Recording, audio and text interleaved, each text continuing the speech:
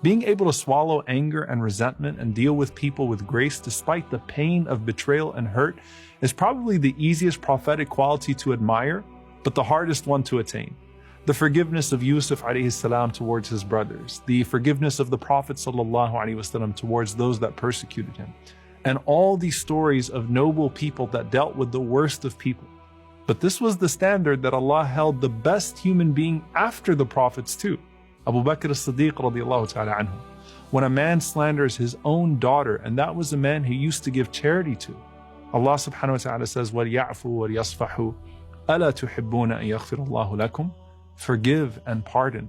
Don't you want Allah to do the same with you? So while people can be a great blessing, they can also cause us the most pain.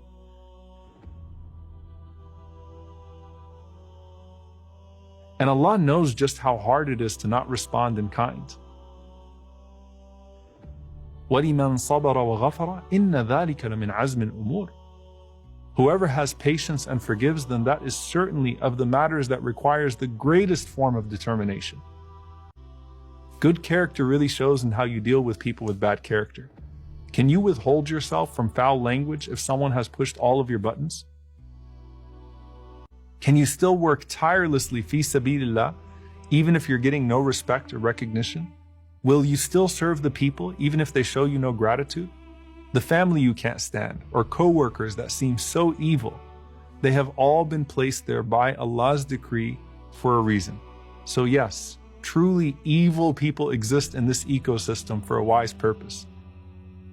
You don't have to love the tyranny of the tyrant, but you know that the resilience within you was brought out by that tyrant, and the reward will be great.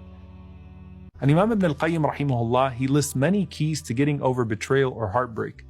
The first one, he says, is to realize that they too are tests, just like the tests of sickness and famine and drought and physical pain.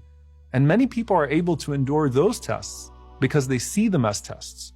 But when it comes to being wronged by others, they don't actually realize that that pain too was decreed by Allah subhanahu wa ta'ala as a test. The second key, he says, is to choose patience over revenge. He says sabr brings about a great reward. إِنَّمَا يُوَفَّى الصَّابِرُونَ أَجْرَهُمْ بِغَيْرِ حِسَابٍ. Verily Allah rewards patience without measure. While He rewards good deeds in accordance with their good, Allah Azza wa Jal puts no limit on patience. And in this world, it brings about inner peace and contentment. Whereas revenge almost always leads to regret, and then maybe even the consequences of your own transgression and response. Now that doesn't mean that we tell people that are being harmed to be patient. That means we give them justice and then put them in a position of being able to show grace. And we encourage them at that point to choose virtue over vengeance. And Imam Ibn al-Qayyim rahimahullah says the third key is to realize that by showing good to people who wrong you, Allah will show you His good despite your shortcomings and sins. Reflect on the story of Yusuf alayhi salam and his brothers. When do you think he actually decided to forgive them? Was it when he first saw them in Egypt after so many years? Was it when they came back for Binyamin? Or was his heart pure of all the barriers for forgiveness so that before he even met them, he already had that willingness inside to let go, even if his brothers didn't initially show that they really changed at all? And that's the ultimate key.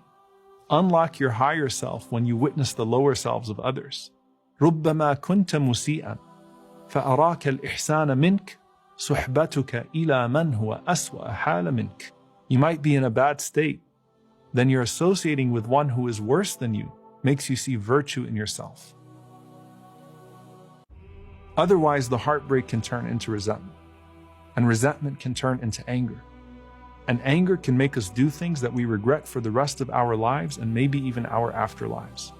Ali radiallahu ta'ala anhu said about anger, أَوَّلُهُ جُنُونَ وَآخِرُهُ نَدَمٌ. Its beginning is insanity and its end is regret. There's a reason the Prophet ﷺ said to stay silent or to make wudu or to seek refuge in Allah when that anger starts to consume you.